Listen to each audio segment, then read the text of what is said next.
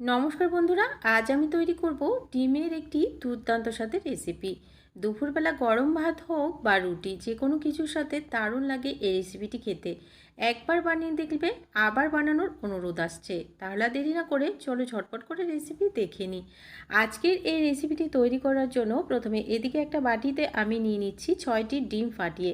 ডিমটা তোমরা তোমাদের প্রয়োজন মতো বাড়িয়ে কমিয়ে নিতে পারো। এবারে এই ডিমে দিয়ে দিচ্ছি পরিমাণ মতো লবণ। এবারে ডিমটাকে খুব ভালো করে ফেটিয়ে নিতে হবে যতক্ষণ না ডিমের সমস্ত অংশগুলো খুব ভালোভাবে মিশে যাচ্ছে। ডিমটাকে কিছুক্ষণ সময় নিয়ে খুব ভালো করে ফেটিয়ে নিলাম। এবারে এদিকে একটা কড়াই বসিয়ে দিচ্ছি। কড়াইতে দিয়ে দিচ্ছি পরিমাণ মতো তেল। তেলটা একটু গরম হয়ে গেলে ডিমটা দিয়ে খুব ভালো করে ভেজে নিতে হবে।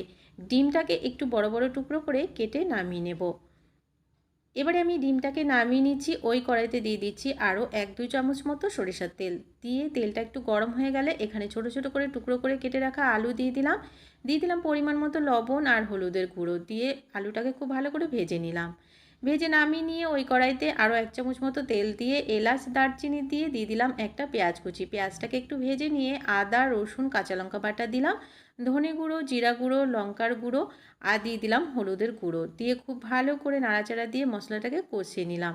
একটু জল দিয়ে দিয়েছিলাম মিক্সিটা ধুয়ে। এবারে আলুটা দিয়ে দিলাম পরিমাণ মতো লবণ। খুব ভালো করে আলুটাকে ঢাকা দিয়ে কষিয়ে নিতে হবে। আলুটা একটু কষিয়ে নেওয়া হয়ে গেলে দিয়ে দিচ্ছি পরিমাণ মতো জল। জলটা একটু ফুটে ওঠা পর্যন্ত অপেক্ষা করব। জলটা ফুটে উঠলে ডিমগুলোকে দিয়ে দিতে হবে। ডিমটাকে দিয়ে কিছুক্ষণ আরও ঢাকা দিয়ে ফুটিয়ে নিতে হবে। আলুটা যখন দেখবে পুরোপুরি সেদ্ধ হয়ে গেছে, দিয়ে দিতে হবে এখানে পরিমাণ মতো গরম মশলার গুঁড়ো।